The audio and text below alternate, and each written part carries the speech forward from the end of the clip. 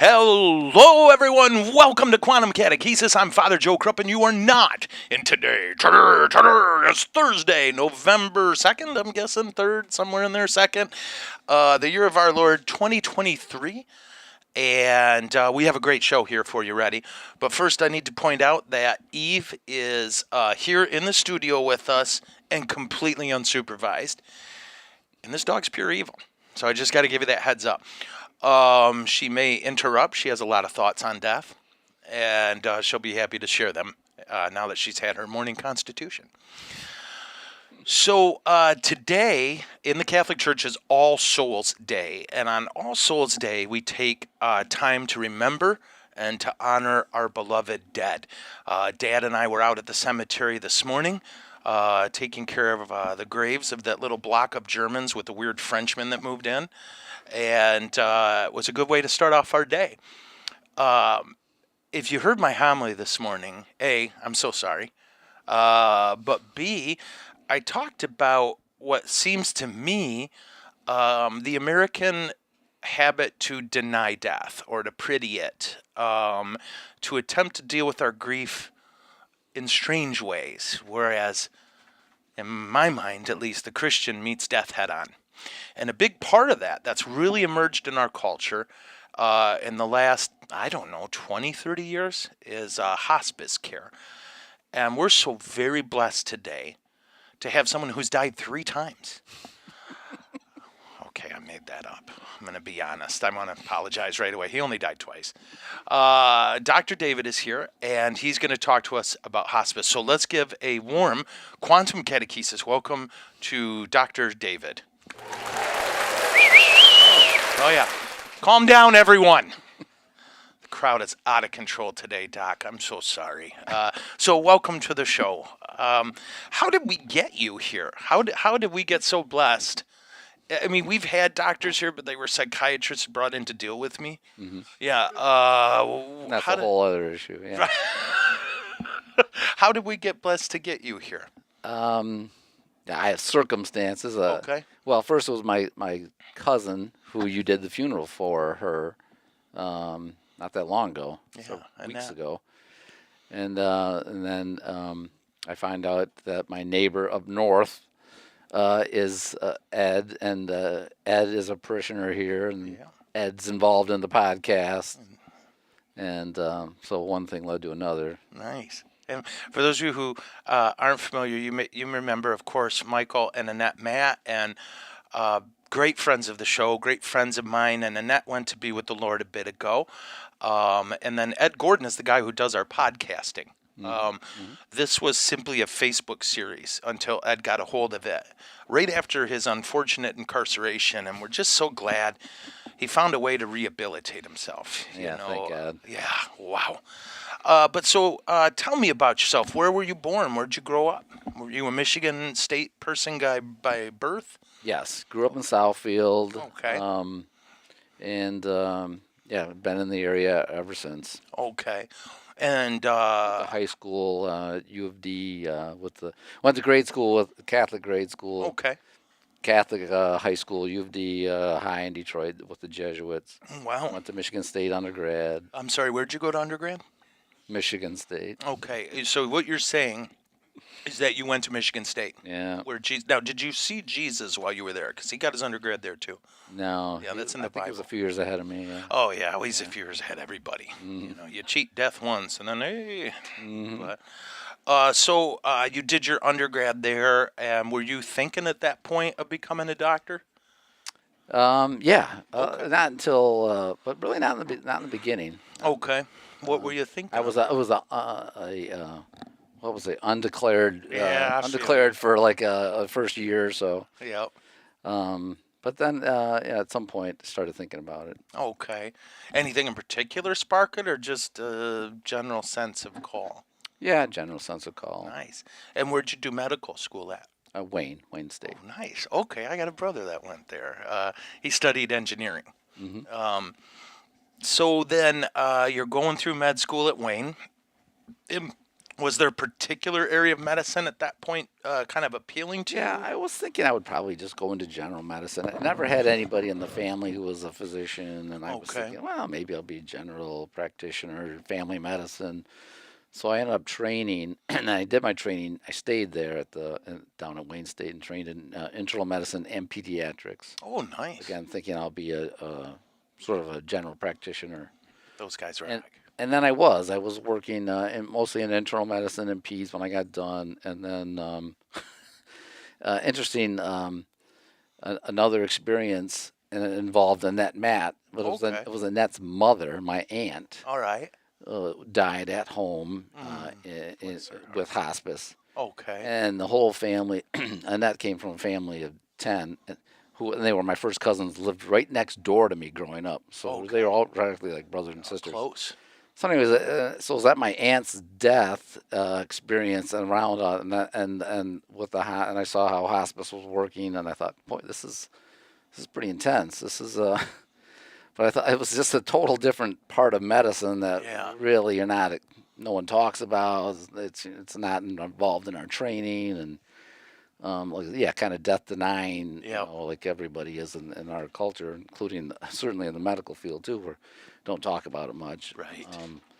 So that kind of sparked my interest, and then I had an opportunity to help with the Carmanis Hospice down at Harper, and that's kind of what led to my going into this field more. Oh, nice. And is hospice now basically your sole focus? It's my main job. Oh, yeah. praise God. And then, so how are you connected? Is it through a company, through a nonprofit? I work for Hospice of Michigan, which is like the biggest, it's the big nonprofit hospice in the state of Michigan. Okay. And you guys cover a lot of geography. A lot of geography. Oh, yeah. Oh, yeah. And are you now a part of like going to homes, or are you more up in the food chain where you're sending? I know I still go out and see patients everywhere, wherever they're at, nursing homes, if they're in the hospital. If people are homeless, we go out and see them. I mean, so we'll go wherever the patient is. That's what hospices will do. They'll go wherever the patient's living. Okay. And so here we are then on a day when in our Catholic culture, we, memento mori is the phrase in Latin, we remember our death. That a big part of today for Catholics is we remember that life's terminal, right? That all of us will have that moment of death for ourselves. And so this is one of the reasons we're so blessed you're here today in particular. Folks, by the way, if you have questions, don't hesitate to submit them. What Doc agreed was if he doesn't want to answer it, he'll give you the wrong answer on purpose. But you won't be able to tell because he's a pro. So anyway, Doc, I do. Oh, if you don't mind a death story, because this is oddly fantastic. I have a friend who has a disease that's going to kill him, and he's had much time to prepare. And about 2 months ago, he talked to his hospice care, and he said, "I think I just want to stop taking all the pills." Mm-hmm. He takes 833,000 pills a day, right? And so they told him, okay, well, death is going to, it's going to be gentle. You're just, one day you're going to fall asleep and not wake up. But hospice is there with him. Mm-hmm. But we're hitting the end stretch. You can't really tell. It's kind of like he was at a meeting with me last week. And, certainly within the month, he'll be with the Lord. But he crossed his legs like this, and his shoe was really shiny. And the priest next to him said, "Did you get new shoes?" And he went, "The heck am I buying new shoes for?" And it was one of the greatest things I've ever heard in my life. And one of the other priests said, "I wouldn't even get green bananas if I was Bill." Exactly. But so I had to tell you that. And also, since you're a medical doctor, I probably should have you look at this. I cut my pinky today. I assume I'm dead soon. Amputate it. You'll be good. Yeah. All right. Thank you, Doc. I embrace the suffering incredibly nobly. I don't know if you noticed. If not, I'm happy to tell you. But, okay, so what, when it comes to hospice itself, What are some things you wish people knew? What do you wish people knew? Yeah, people have a lot of questions. Yeah. Well, first they have insurance questions. How does it work? Okay. Then obviously there's the whole personal side. Sure. How is it going to work? With the day-to-day care and all that. So I guess I could probably start with insurance. I mean, Yeah. some people want to know about that. It is a Medicare benefit. Started in the 80s, Okay. basically out of necessity to what do we do with someone who's terminal and if they're coming to the hospital and they don't, and the doctor said you really don't, there's nothing I can do for you here. Right. Anyways, it's now a benefit. It's an insurance benefit, and so it's a switch. If you do sign up for hospice, first of all, you have to qualify for hospice. Okay. Which means you have a terminal illness, or Sure. some people don't even have, are just old and they're Right. in their final. You think they're in their final year, 6 months. So it's an insurance switch, and Medicare basically says to the hospice, "Look, we're going to pay you a little bit. You take care of this patient now." But the good news is you can go off and on hospice as many times as you want. Sometimes people graduate because they're like, well, they're doing good, So sometimes they graduate, and then you go back to your sort of traditional insurance. So it's an insurance benefit that everybody has, especially if you're on Medicare, or even if you have Blue Cross Blue Shield or whatever. It's everybody has that benefit. But the good news, bad news. Oh, I have this benefit, but you have to qualify. Yeah. Nobody wants to qualify. Right. It's like, I'm good. This isn't the Olympics, I don't want to qualify. I don't want to qualify. Now, on a personal level, obviously, it's very. How do I get involved? What I do? Yes, somebody has to make a call. Either you're a physician or a family member. Somebody can call and say, we want to get evaluated for hospice services. That's a very difficult call for any family member to make, or sometimes a patient themselves might make the call, or a family member. Preferably the doctor or health professional could make it for you. That's a difficult call to make, to say, hey, we need to get evaluated for a hospice. And then, so then if you do qualify, what are the services? A lot of people think, somebody's going to move in or be here all the time. Unfortunately, that's not the case, right? Good or bad.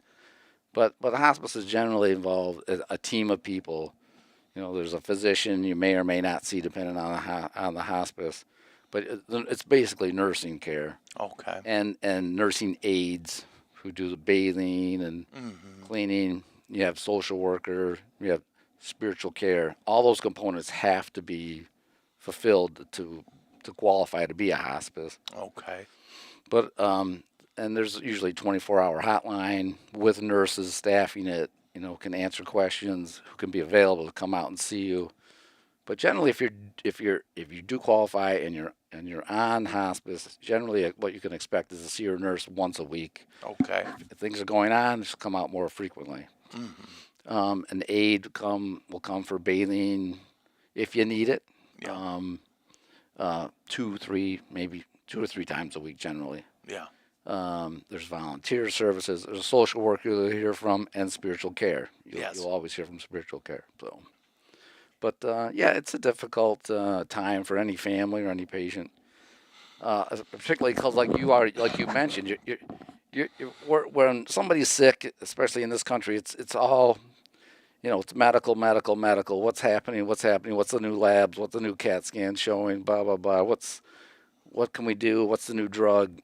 And then, people come to a realization that maybe this isn't working, and then it's a big shift in gears for a family or a patient or the whole group of everybody to go from, maybe we need to back off on the medical and all the technical talk, and we really need to kind of shift our thinking to spiritual comfort, pain control, focus in on what we are, our people, our family, all that. It's kind of it's a big shift, and everybody kind of gets there on their own. As families do, everybody's got their own opinion, and so there's a lot of dynamics. But yes. And I think, like, spiritually, I think of this a lot. There have been times where the family has asked me to introduce to the person that they're dying. right? That I get there, they're all clear the person is dying. The person dying isn't clear. Yeah. And it's Nobody's told them. right.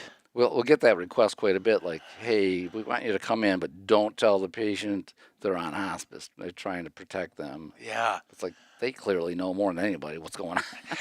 And you know what? I of course, I'm a servant. I'll do ultimately what they say if it doesn't hurt my conscience. But what Right. I pointed out is, you look at the Gospels, in the last few hours of Jesus' life before his arrest is when John writes the most. Like that, and John keeps making clear Jesus knew this was his last time with his disciples before heaven, and just how focused Jesus got. Right, that his prayer got focused, his action got focused, and not that, of course, he wasn't focused before, but there was an intensity that wasn't present before. That again, we I think spare an adult nothing good when we're here because we're preparing for death now, and hospice, like, as a guy who's at 1,000,000 death beds and death chairs, oddly enough, I'm amazed at what I see hospice do, and how I see them be. And so I think in the first part, like, if I'm hearing you right, people should make sure they got their insurance lined up, and they should make sure. And you said Medicaid does cover this? Medicaid, Medicare, Blue Okay. Cross Blue Shield. It's Yeah. everybody has the benefit Okay. generally. And then maybe they should, like, we did a show before about preparing your will. And probably a part of it should be those medical forms that say what you're willing to endure. Right. Right. No extraordinary measures, all that sort of thing. Right. But then part of it too is you guys got to prep, So let's say I'm fresh out of nursing school, right? I'm a certified registered nurse, and now I come to you and you need me, so you hire me. Do I get training with you, or do I just get out in the field and kind of learn as I go, or what does that look like?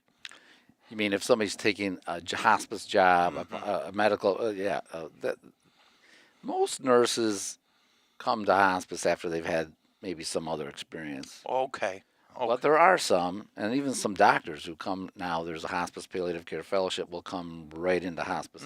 So yeah, you'll get some training. You definitely will get training. Okay. Before we cut you loose. Yeah. On your own. And is it And medical training, emotional training, or a lot of both? Both, because they'll get training with, shadowing a nurse, shadowing the spiritual care, shadowing the social worker, getting a flavor for the whole team and what everyone does before you would be cut, on your own, seeing patients.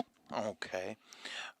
Back to insurance too. You don't have to have insurance. I mean, like, especially with us as a nonprofit. If somebody does not have any insurance at all, it doesn't mean we wouldn't take you. We would certainly. Oh, sure. As a nonprofit, you got take everybody.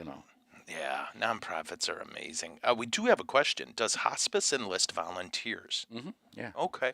In fact, that's one of Medicare's another part of Medicare wants you have to offer spiritual care, you have to offer social work and nursing and aides, and volunteers. You have to have volunteers. And then you'll train them up and send them out. Okay. I know when my mom was going through hospice that every week a woman came and did her hair and makeup, and it was the sweetest.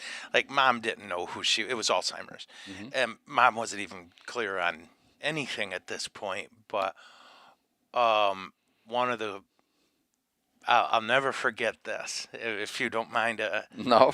So my sister was getting married, and my mom hadn't been able to leave bed for a long time, and this was the sister who took care of mom. She moved back home to live with mom her last couple years. And she knew something was going on, mom did. She couldn't get out of bed. And we were like, it's okay, And so we did the wedding. And, of course, we were all bawling. We missed mom. And we get a call from the hospice gal. No kidding. Can you guys stop at home between the wedding mass and the reception? I got something for you. All right. There's mom in a dress. Whoa. with her hair done and her makeup. Volunteer did all this? She did all of it. Wow. And we now have a picture of Mom and my sister and her husband on their wedding day, all because of this wonderful volunteer who wouldn't take money. Like, we were like, no, let us please give you a tip or something. She's like, nope, no. Of all the unbelievably cool things we experienced with hospice, that's probably my favorite. Yeah. Just the wisdom, right? We were able to call them whenever we were like, we have no idea what to do. Okay, do this. Try this. And what a gift Evie, what a gift that was. Doc, can a person be an organ donor if they are in hospital? Oh, no. Sorry, hold on. My dog got my hearing. Got it. Thanks. My dog almost got my hearing aids. Yes. Okay. You can be an organ donor. No. Sorry. She's a biter. She's exploring. Yeah. Okay. Sorry. If someone's in hospice, can they be an organ donor? Mm-hmm. Okay. And do you guys set that up? Like, does it go through you in a sense, or? Usually that's kind of set up. We can help set that up. Yeah. Okay. In fact, I think we just had somebody who was donating their body to Wayne State. So yeah. Okay. Which is different. That's for science. But to be an organ donor, yeah, that's a little bit trickier. Yeah. But it can be done. Okay. Yeah, I know for Catholic funerals, if you're donating your body to science, we do the funeral with the body, and then they come and take the body right from the funeral. Right. I've seen that a couple times. What, if it's appropriate to ask, what has been a powerful experience you've had in hospice, working in hospice? Unfortunately, I've had I had to take care of some family members and friends, people who are close to you.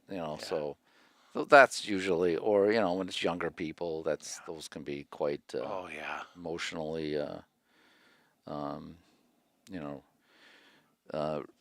taxing. Yes. Well, Annette's just recently, my cousin Annette. I mean, that was sad, but also a wonderful experience because Annette has a wonderful husband, Mike, who's here in the studio today. He's super. And she has 4 daughters. Mm-hmm. And so my experience is that most of these families, well, there's 10 kids or 3 kids, it's usually a daughter who seems like steps up. Like you had a sister who stepped up. Yeah. So if you have daughters, feel you are blessed. Because usually one of your daughters will step up and care for you. But there are some sons who do it. But anyways, back to Annette. Annette has 4 daughters. And they were all there. They were all angels. And she's constant attention. And a big family, and the family was all there, a lot of friends and family. So, it's a sad experience, but you see the humanity and the good side of people, and that's the good side of hospice. That's so many times as a priest, brother, it's just me in hospice. The kids are too busy, or the kids are far away, and there are few things that damage me more than that. And when I got in the car, no, mijo. No, sorry. This dog, this is what she does all day. She finds the thing she shouldn't bite, and that's what she bites. Sorry. Focus. Brother, I'm sorry. But you were talking about sometimes it's just you and the hospice. And I get in the car after seeing Annette, which I think, was that the day before she died or the day she died, brother? Do you remember? Which one was it? Before? A couple days. Okay. Yeah. And house was I packed. had my dad with me and Carrie and John. And I cried when I got in the car. Mm. I was like, everybody should get a death like that. Yeah, right. In the best way. Like, there was so much love in the room. Mm. And she was beaming. I don't know if you remember. Like, she was beaming. In fact, I had to tell her attitude was a problem. And there was Mike, who just loves his girl. He just loves his girl. Mm-hmm. And I can't tell you how healing that was to see those girls who just love their mom. Right. There was no, I see a lot of drama at those moments, right? Like I always say, death compels everybody to try to control, and which tends to make siblings fight. Mm-hmm. And Right. nope, that was just all love. Yeah, it was. Man. And then we see a lot of patients who, so yeah, and that had it was surrounded by love. I mean, we see a lot of patients who are, you go see them and you're like going, they're all alone, and you're like, Yeah. who in the how in the world are we going to take care of this person? And it's just always amazing to me that somebody comes out of the woodwork. It seems like all the time to like step up and help somebody, and you're like, I go do a visit recently with a guy who's living in a house all alone. He's got no family, no kids. His neighbor's taking care of him. She steps up and she's over there all the time taking care of him. And then the social, people get involved, and eventually find a place that's safe for the person. But it's just, people work together, and things usually, almost always work out. But it's the good part of people that somebody steps up and things will usually work out. Yeah. A cool one on that, a hospice. This is one of my best friends. Her name's Nisa, and she's the queen of hospice. And the way I met her was when I was down in Hudson, Lenawee County. Mm-hmm. I get a call from this gal, and I'll never forget the first part was her saying her name is Nisa, which I couldn't hear. I'm like, what is it, Lisa? No, Nisa. What? Well, anyway, she's like, I work here in hospice. And I'm just calling Catholic churches, and you're the first one who answered. Yeah. There's been a priest here that no one's visited for 2 years. And I just figured you'd want to know. And she gave me the name and room number. I called our bishop, and then she called me back. She said, in 3 hours, there were 4 priests here. Whoa. And she was just blown away, and said, and after that, just this steady stream of. He got lost is all. He got lost, and no one really knew. Father retired, mm-hmm. and no one knew where he went. Mm-hmm. And she and I bonded. Like, her husband is going to be a deacon soon now, and she's superwoman, and all because a hospice worker who had plenty to do. She had plenty on her plate. Mm-hmm. Was just like, no one visits this guy. Yeah. And that was pretty slick. Mm-hmm. That was. Quote, as a question, I've always thought of hospice as something where they come in for maybe 2 weeks to a month. But I've heard of people now who have been in hospice for a year. Can you explain? Right. Yeah, some people are on for a year, 2 years, 3 years, 4 years. Medicare expects us to usually graduate people off if they've been on for a year, 2 years. If they're stable, Medicare expects us to kind of graduate them if they're stable. Sure. But it's hard to do. Sometimes it's just the circumstances. Kind of hard to withdraw all the care that's keeping this person going. Yeah. So it depends on the disease process. It's more common, I would say, patients who have dementia, or neurological diseases. It's hard. They're functioning at a low level, but boy, they can ride out for quite a while, and so it's hard to predict. And so if somebody's with us for a couple of years or a few years, we've had people on for almost 4 or 5 years. Again, like back to that thing, you can go on and off hospice if the family decides to come off, or sometimes you graduate, which isn't always an easy thing to do if someone's been on for a year and a half, and it's like, well, you're stable. You may have to come off. Yeah. It's a game you have to play with Medicare almost. It's like if you're stable, you might have to come off. But if there's any short decline, I don't care if it's 2 days later, 2 weeks later, you can come right back on. If there's a decline that you need the team back in, the team jumps right back in. And what I think maybe a good way to think of it, right, and tell me if I'm wrong, what makes it hospice is we're not trying to help you get better. We're trying to make sure you're comfortable. Is that a fair way to? But the ironic thing is a lot of times people do sometimes get better because suddenly people are there, they're watching them. And we do treat some things. We treat infection, whatever the family wants. We'll treat infections. Hey, we're monitoring your blood pressure. We're doing this and that. And plus, you're just surrounded by group of people are coming in and you're getting more attention, and sometimes people will perk up and do better, Yeah. So they'll stay stable because they're getting watched closely. And stimuli helps a lot, right? Like I remember in seminary, one of our profs who was doing our kind of basically was a class to help you be with people dying, right? Mm-hmm. And one of the things he said is it's a form of torture in some countries to completely isolate someone from contact. Of course. Right? You put them in a room, you shut the door, and that's how we torture people. Right. So when you see someone alone, make that effort because they're feeling torture, Right. which will, of course, kill you quicker. Right. Whereas someone popping in and saying, I love you, I'm here, or cleaning up, or even just turning on the TV. Like my mom, we had a whole ton of Tiger games. And I hope this doesn't sound terrible. She could watch the same game over and over. Mm-hmm. And she loved her Tigers. So that floated her boat. And Sure. it kept her stimulated when we couldn't Be there. Yeah. be there. It was kind of funny. She was in love with J.D. Martinez. Do you remember him? Yeah. Oh, yeah. Okay. Every time we get up to the plate, my mom would go, oh, like that. We're like, Dad, Mom's going to leave you. But if you got to lose, right, Michael? I mean, as a dad, a husband, and if you got to lose to a 30-year-old Latino millionaire. Yeah. I think that's Yeah. a fine way to lose. He's still playing. He's doing great. Of loss. All right. Are there facilities specific for hospital care? Yeah. Or hospice, pardon me. Yes, like some hospices have an inpatient building. We don't.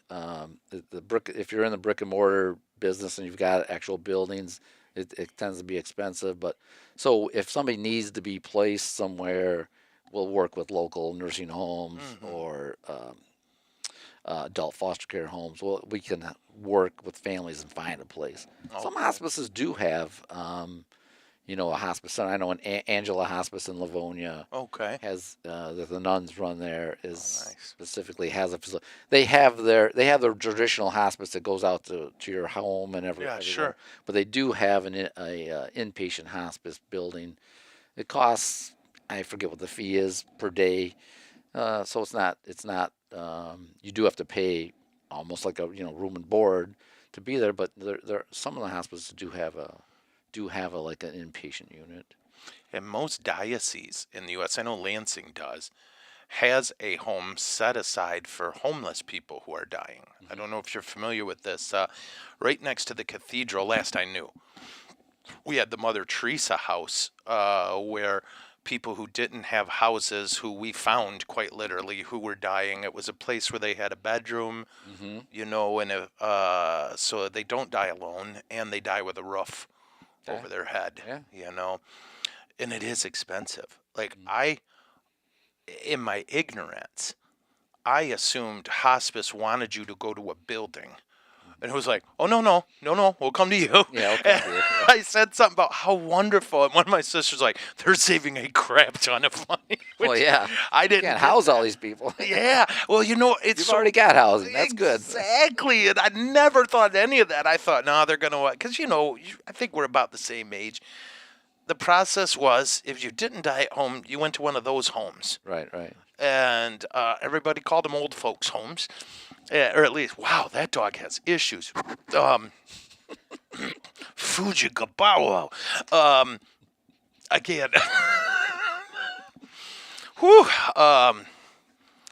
That's a sign of death, I think, whatever that smell is. For families that ask to not tell their loved ones that death is near, does hospice honor those wishes? Yeah, Yeah, you gotta. Yeah, we try to, definitely. Yeah. No. And we'll turn the badges around and all that. Yeah. Definitely. Oh, groovy. I didn't even think of that. I'll turn my collar around next time. Right. Well, do you, is it appropriate? Do you guys, one thing I'll do is generally I'll say, of course, I'm going to do what you ask. Mm-hmm. If it's okay, I'd love to make a pitch for talking to them about it. Do you guys ever? Yeah, it depends. If they if the patient starts asking questions, then say particularly the nurse or social worker or somebody or spiritual care might say, they might do exactly that. Say, she's starting to ask about Yeah. this and that and that. Is it okay if I... This is a really bad cold thing isn't holding up. Right. Is it Yeah. okay if I go into this a little bit more? So yes, but we definitely respect what families Oh, sure. they want. Yeah. Yeah. And I have a rule here, like with funerals. I will not fight with grieving people. I Not a just good won't. idea. It does no good to anybody. Like we were talking about this with eulogies, right? The church asks priests to not allow eulogies at funerals. And there are times where I make my pitch. I'd really prefer we didn't do this, or that we do it before Mass or after Mass. Yeah. And there's just times where you're like, not only will they get a eulogy no matter what, I could break their relationship with the church, right? People in grief aren't reasonable, and I don't want to ask them to be. You know what I mean? It's just no fair. You be unreasonable. I get it, And I blame you, of course, Doc. Yeah. Yeah. After going through hospice with my mom, it's difficult. It is difficult for me to understand how this is permissible with the church, because it exacerbates death with the drugs and not natural death, such as morphine and such. Right. I can comment on this, or you. I don't know do you feel comfortable going there? Oh yeah, sure. Okay. Well, I mean, certainly that's a big fear. People are like, because we'll use morphine or Ativan, things like that, to help people get comfortable. Not everybody. Some people don't need any medicine. Sure. Some people are having a lot of pain or a lot of agitation. They'll need some medicine. So, yeah, and even the Pope is, what is it again? It's the rule of second of A second effect. Yes. So yeah, I mean, you want to try and treat comfort and just keep the person comfortable so they're not in agony. And now is it Principle of double effect. Yes. Sorry, thank you. dude. Yes, principle of double effect. Yeah. So yeah, I mean, is it possible that, hey, this is going to take some hours off the person's end of life, or a day or two? Yeah, is it possible? For sure, it could be, but you still want, you're not going to have the person there in agony because she could live a couple more days. Yeah. No, I mean, you want to at least make sure the patient's comfortable, and families aren't always comfortable. They think, oh, I gave them a little medicine and they died. I mean, well, you gave the person 5 milligrams of morphine, which is like a pediatric dose. Yeah. That isn't what caused them to die. Okay, they've been struggling with cancer for what, 6 months. They were dying. Yeah, you just happened to give them some medicine. Yeah. That didn't cause their demise. Okay, so you need to relax. So, but families aren't. They're not. You're not rational. Well, no, they're rational, but they may not be medical, so they Right. don't know. They think, oh, I gave them something, and that happened, but it really is not what caused this to happen. So, And if this helps for our Catholic listeners, what we were talking about with the principle of double effect is what the church teaches us is this. So when my mom was dying, they were giving her morphine. She was in a lot of pain. The morphine was to alleviate the pain. yes, That was the principal effect of the morphine. There was a double effect. It worsened her heart, right? That's a double effect. And so what the church says is, what's your goal? If we were giving mom morphine in order to kill her, that's a sin. right, If we're giving her morphine to alleviate her pain, and it does have a detrimental effect on her body, although, like you pointed out, that much, right, that's not a sin, because the goal, right? The goal is important. So if that helps, and that's the joy of hospice, right? That, for example, that morphine thing, it's so crazy you say that. Again, it's a guy who's been I would say, I'll bet 1,000 deaths. I don't know. I was the guy who would say, no, it's okay. If it's time to give her morphine, give her morphine. And, Father, well, then it was my turn. And it was the day before Mom died, 2:45 a.m., my little ding, ding, ding. So I go get the morphine, and I go to put it in Mom's mouth, and I'm like, this is the one that's going to kill her. Right? exactly. That's how And everybody I know feels. the rules. I know the rules. And I've told 1,000,000 people. No. And I had the same feeling even when I was first starting doing this work. Yeah. I was with somebody who was dying, and I had to give them some medicine. Yeah. And they died like right after I gave them something. And if you have that feeling like, oh yeah. oh man, did I just give them something that made them And go? I But intellectually knew it's impossible. and I intellectually too. I was like, it didn't even get absorbed. What do you? Yeah. And I'm going, But yeah, that's the feeling, and you don't want families to feel that way at all. So you just have to. Again, it's education. You just need to keep talking and talking, and that's what we're doing is asking that question. Yeah. And my sister helped me so much. It's my sister Kelly, the one she's not a medical. She's a teacher, a music teacher, but she was awake and she came over and just put her arm around me, and she gave Mom the morphine. Right. And she said, "Joe, there's no judgments here." Right. Because I was embarrassed. My pride was hurt that I couldn't do it. Right. Right. And she was like, "There's no judgments here." That's a normal reaction. And the hospice gal sat me down an hour later and was like, "Let's talk. Right. Let's talk about what happened." So I told her. And then she actually is the one who went, "Okay, that's just your pride got hurt. That's all. Right. You're a death pro and you froze. It's okay." And then she walked me through, this is less morphine than we give infants. Right, exactly. Okay, and it helps so much. But so for the Catholics worrying, because that's what we do, think of it this way. The church says we can't cause death. We don't have to stop it. You don't have to make the body do what it simply can't do anymore. And what hospice does is focuses on the idea of, if I may, Doc, I know palliative is the proper word, comfort care. You're going to die.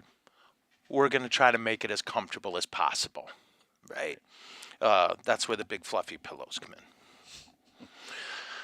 Doc, we are considering hospice for my mom who has dementia. Is there anything I should be cautious about before taking this step? The dog is hateful, as you can tell. Evie. If she's bugging you, let me know. No, she's fine. Okay. So this person's mom has dementia. Should she be cautious before taking the hospice step? No, most families, will tell us after everything's said and done, they'll say, we wish we would have just probably got you guys involved earlier. So don't be cautious. If your mom meets criteria, get the team involved. It's just more support for you. It is. And it seems like over the years, particularly with dementia patients, the criteria are fairly strict for Medicare, but quite frankly, a lot of people with dementia it seems like are getting onto hospice who are a little, what we call squishy in the business. They kind of meet criteria, but maybe they're a little early.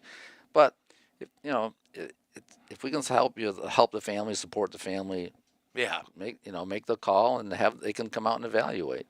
And because that's the nice thing, like that we ran into with Mom, the first time we called hospice, they came out and said, "Nope, she's not ready yet." Right. And it was lovely. Too functional. It was freeing for us to go, "Okay, we're doing a good job." Right. Right? Exactly. The second time they came out, they were like, "Yeah, it's time." Right.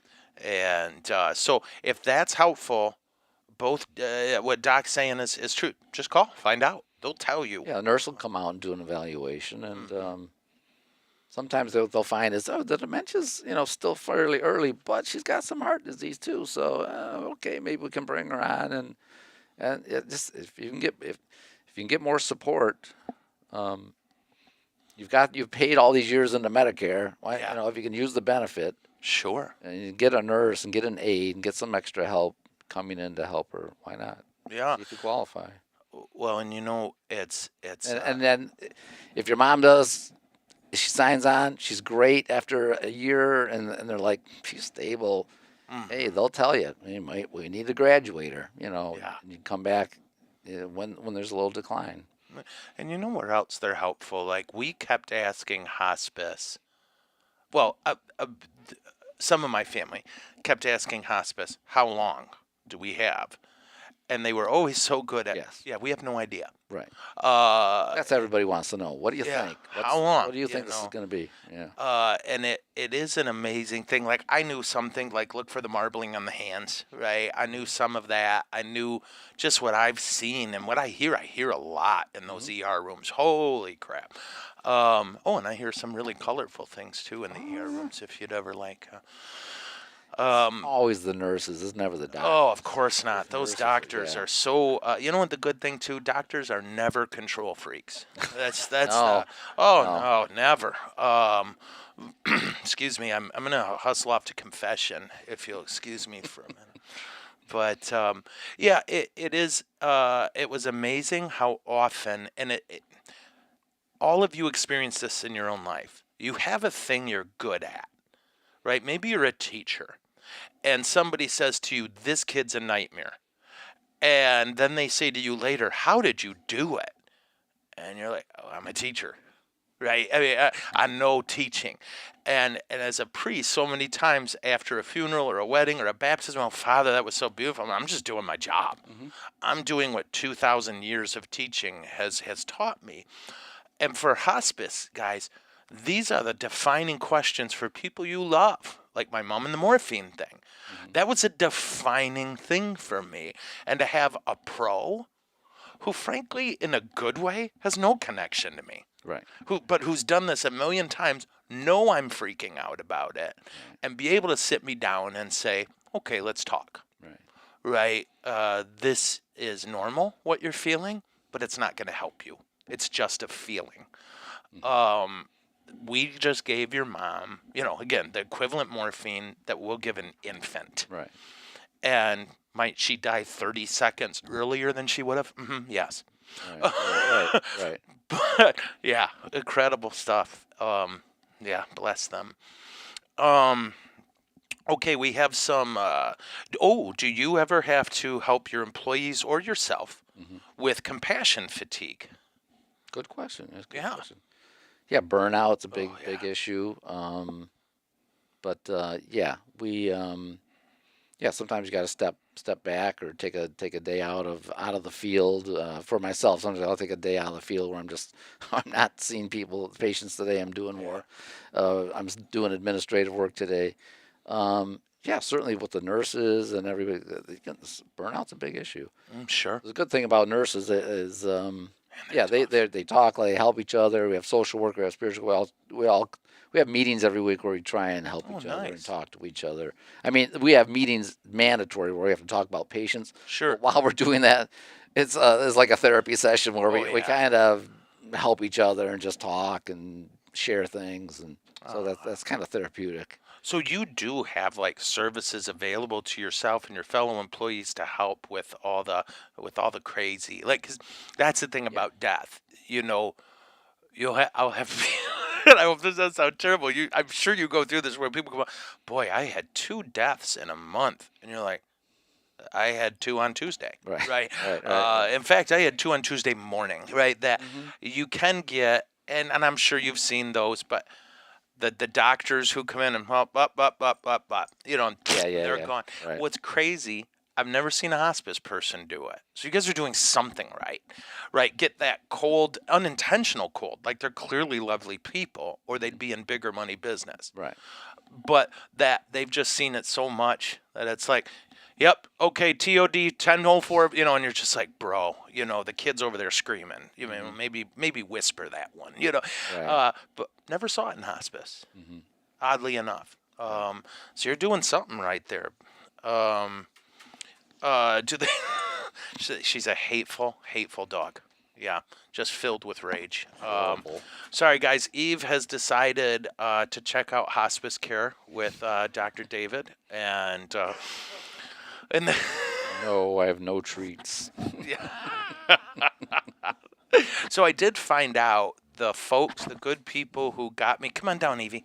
The good people who got me this knucklehead have started watching our podcast. So you guys saw Eve. She was the one making out with the doctor. Which So is you have a good what? move. So you have like 14 people watching this now? Yeah, no, 13. 13. Yeah, Okay. Dad's busy. Yeah. But do you, in the same vein, do they talk to the family caregivers about this? Do you know what this is, sis?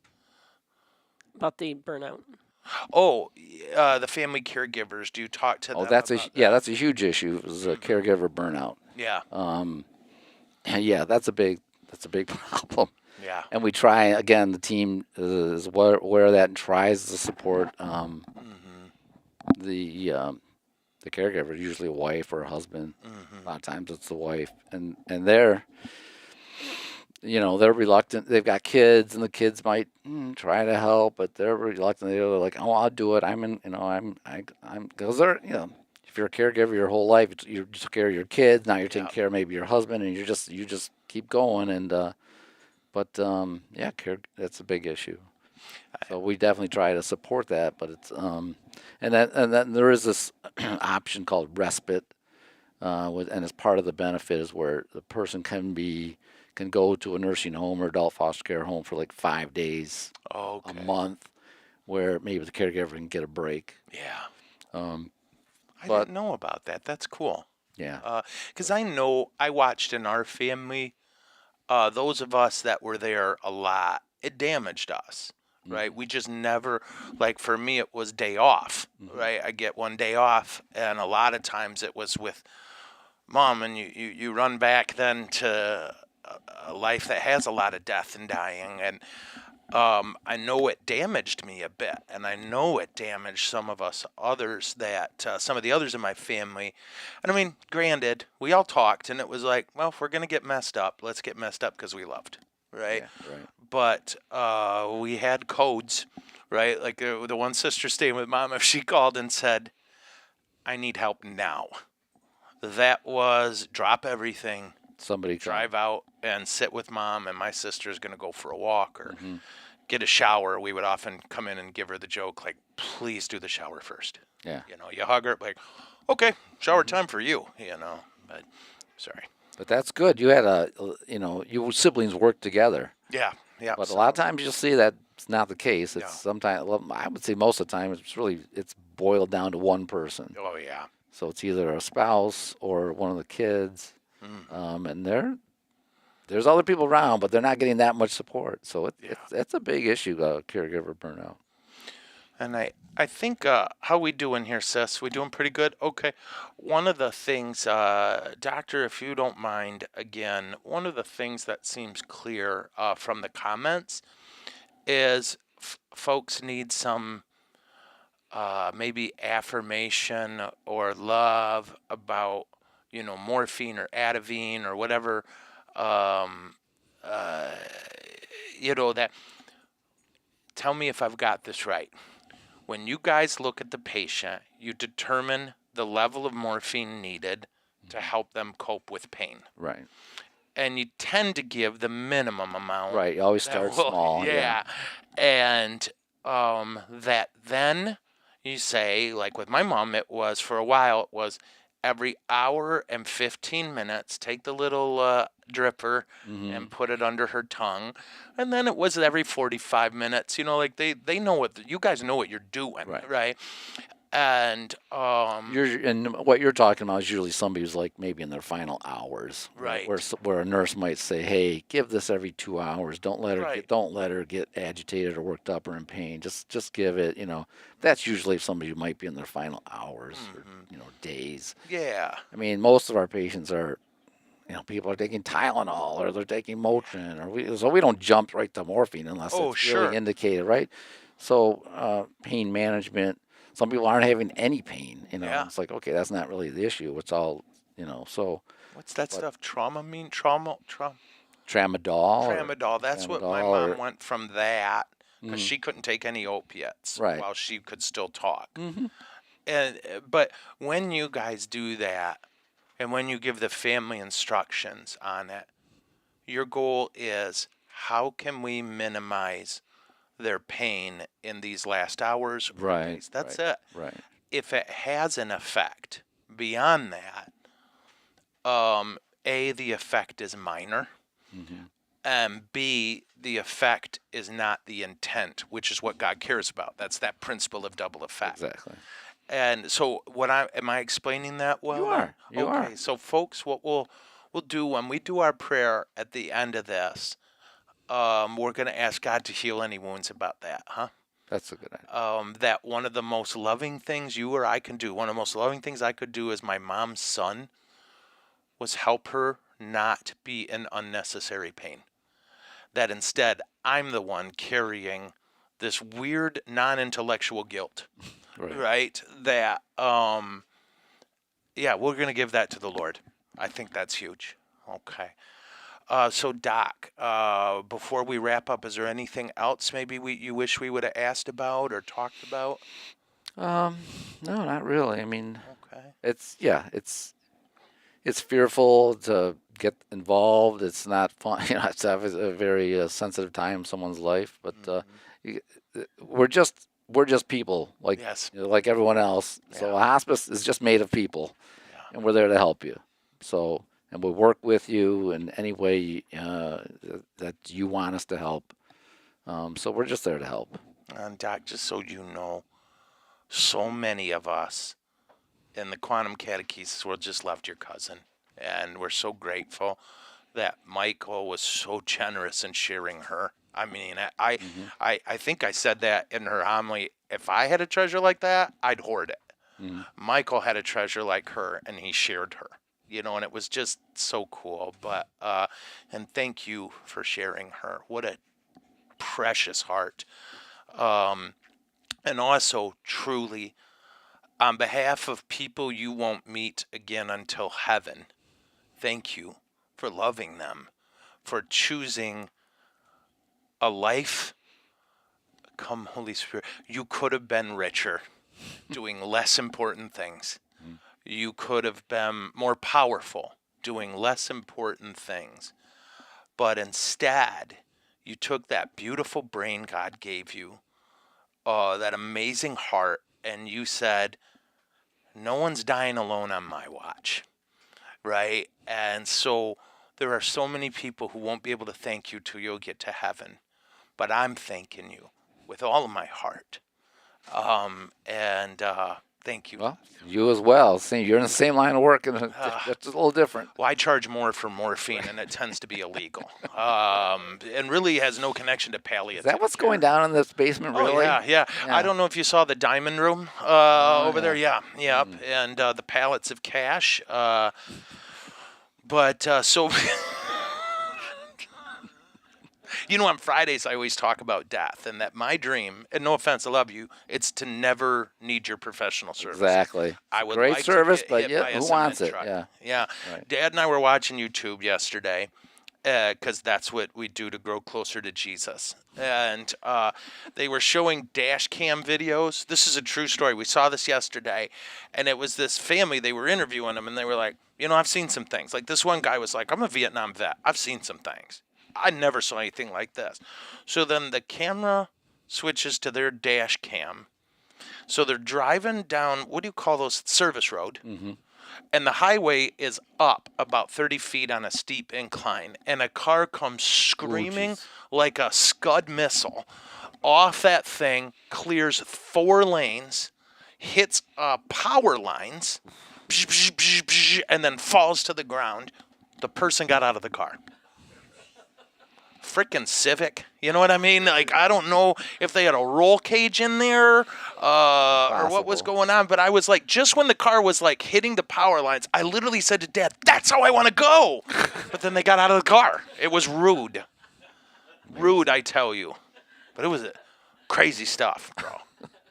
So, folks, again, a great thank you to Dr. David, and a beautiful thank you to all of those hospice workers and volunteers who help us navigate the horror and the hope.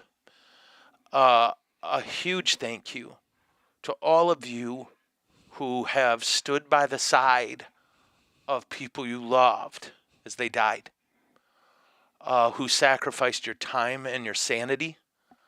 Thank you. And if you're sitting here thinking, I wasn't there, well, let that be a fuel to be there next time. If you don't mind, a personal note, when I was 17, one of my mom's best friends was dying of cancer. And I wouldn't go see her.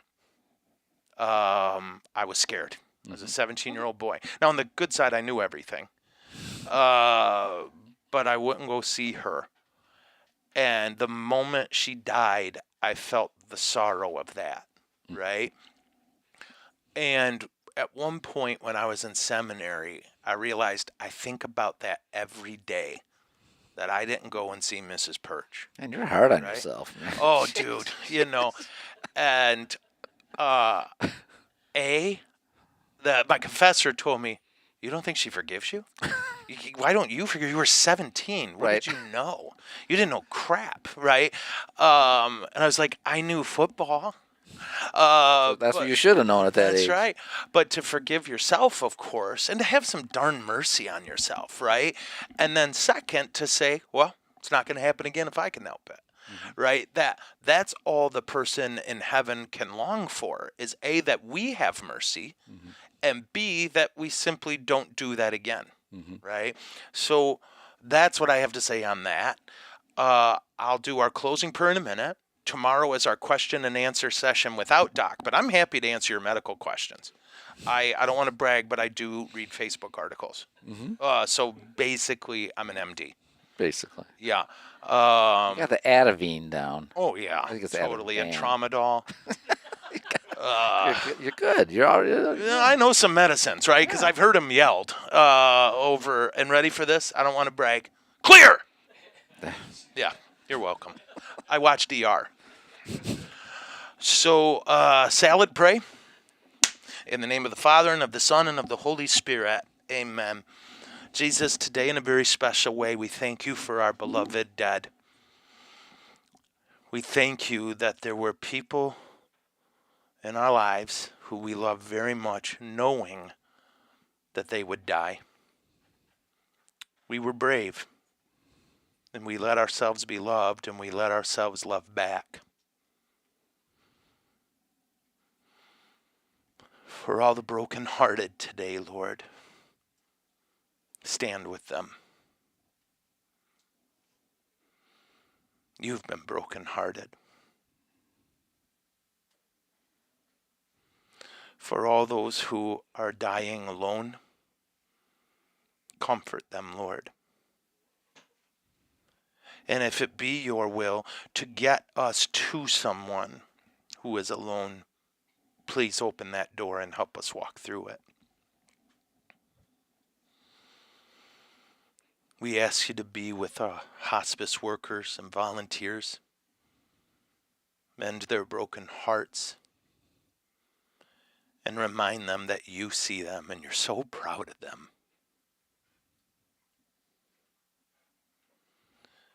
And for all those who have gone through hospice for someone they love, and maybe we have wounds about how we responded. Heal those wounds, Lord. Help us to have mercy. Mercy on ourselves. Mercy for the messiness of life.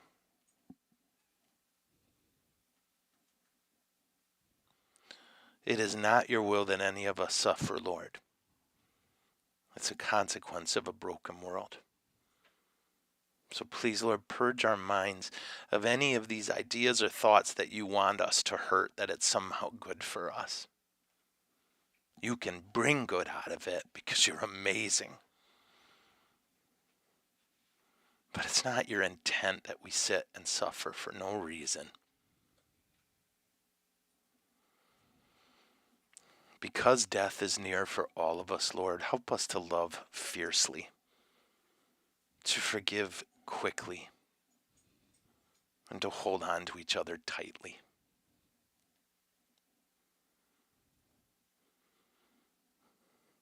Lord, you look in our hearts and you see the people in there that we love very much and worry about.